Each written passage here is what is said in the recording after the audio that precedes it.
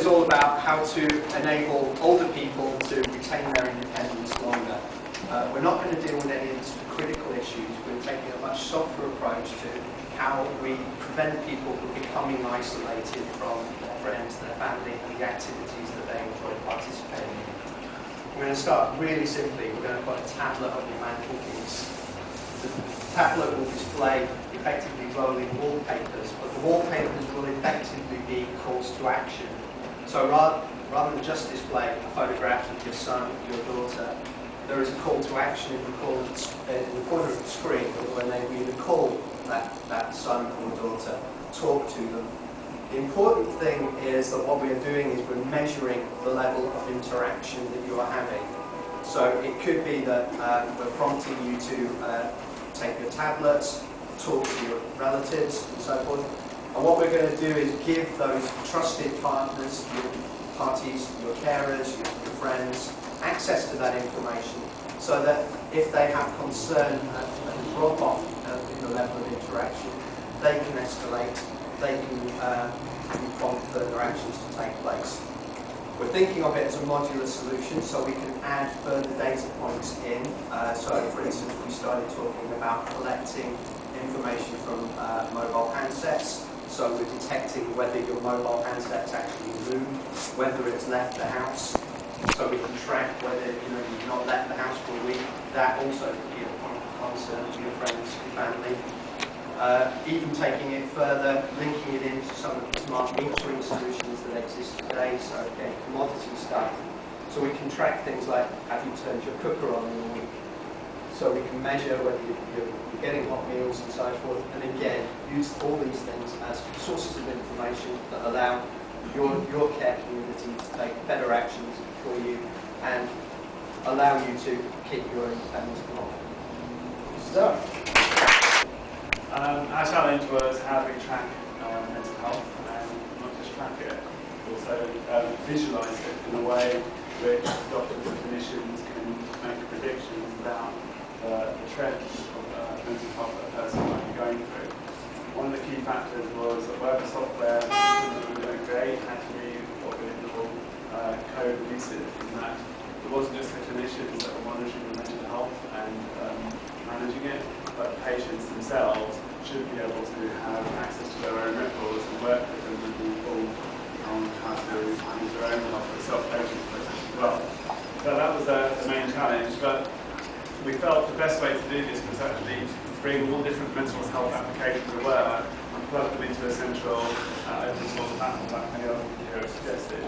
And that central open source platform should have a process by which ideas come in, get processed, and ultimately get implemented as features for that central source platform. We thought we based the model on RFC, which many of you may know is responsible for managing the evolution of internet protocols, request for comments, which says, give us an idea, we'll process it, and then decide whether it should become compulsory, partially used, or optional. And we felt that anybody who's producing applications in mental health should go through some formal process for which everybody else would actually ultimately agree on.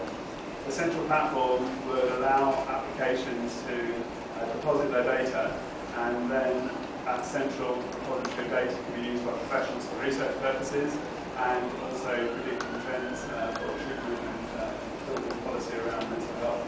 But the individual application providers could also use that information, obviously, to upgrade their existing products and improve their features as well. The software's name is what we call MindPoint, a central point for managing mind-related software. And we felt that the next step we need to do is bring together a task force that helps put together the initial features of that platform, then feed things into that pipeline, and then ultimately collect enough data for us to make it commercially viable. 10 seconds. Thank you. Okay. So we were interested in what can the mobile industry do to enable healthcare, or mHealth care, to reach its full potential, which is what we're very interested in doing. So we've got $2 trillion industries. They should be able to find some way to work together because there's a lot of money going on both sides, and we should be able to find some common way of making better healthcare and better money, more money. So what are the benefits? How mobile industries. So we can tell them that mHealth can improve the longevity of their customers. So you can have customers for longer, more money. It's got to be cool. You've got to want to take it up. It's got to be something that it drives the user to use. It's their corporate social responsibility. So they look good on the news, they don't come out bad. And it empowers the patient. So all of these are separate things. Only one of them is really money related. So now we move on to what are the barriers, what's the resolution, how will they adopt? So we said we wanted different sensors, more sensors on the mobile phone, pedometer for example, anything that can be used to monitor health, people can put them on as they wish. Washable devices. If you're in a healthcare situation, you have poor health, then you might get germs on your phone. You want to go up to wash those up so you're not carrying the disease. It was a herding cat. We meandered all over the place and eventually came to an idea, which we're calling an innovation hub, that we think should include both a physical space and a virtual space. And it would be located in major cities in developing countries. The physical space would be, in order to attract people who are innovative-minded, the physical space will attract these people, and then once they're there, there'll be a virtual space where they'll be able to share ideas with each other, so there'll be knowledge sharing involved. They'll get mentorship, possibly from business people, technologists in their own country, or in the diaspora around the world who are connected through the virtual space to this innovation hub.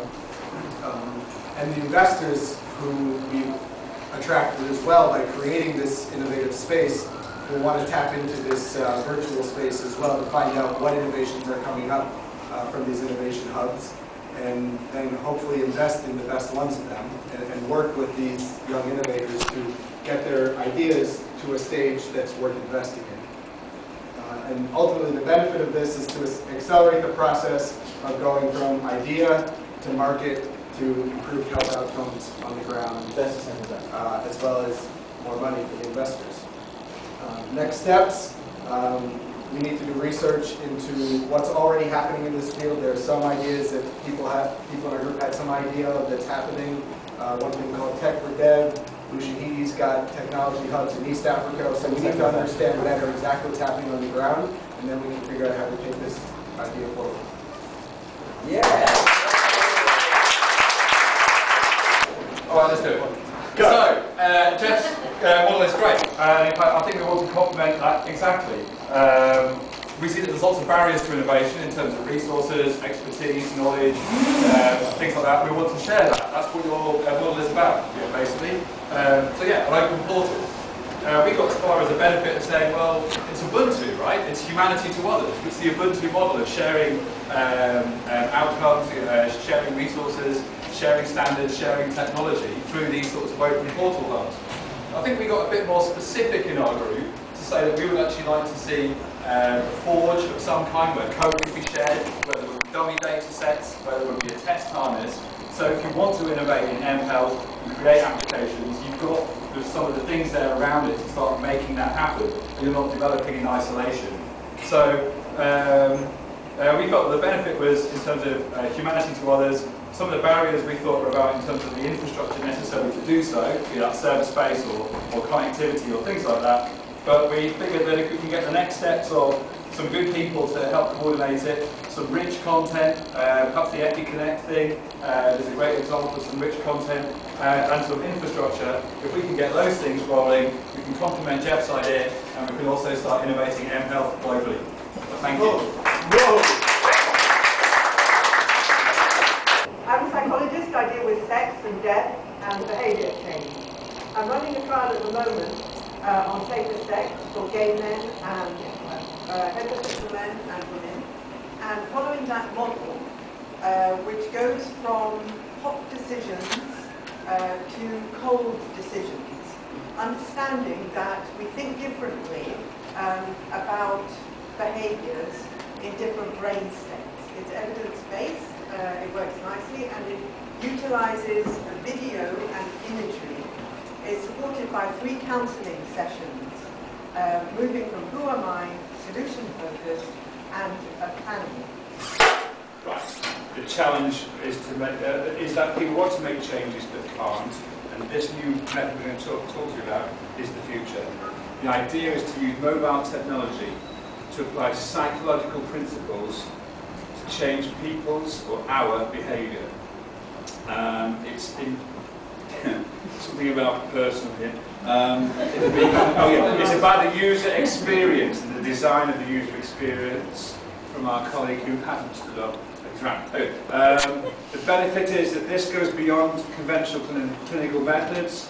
This mobile-based application is going to allow a greater efficient use of scarce resources. It's going to be widely applicable to a wide range of behavioural changes. I said personalised, but it'll also be on demand. And Henry. We're going to pitch this to the new Department for Public Health when it comes into effect next year as a means of using mobile and social media technology to go beyond the traditional population-based campaign that goes on in public health to deliver effective, personalised behavioural change.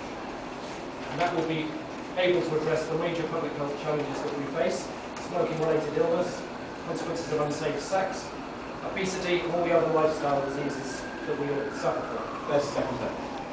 It will make a major contribution to the challenge of using our increasingly scarce financial and professional resources to address the lifestyle and demographic challenges that will otherwise overwhelm the NHS model of free care at the point of need.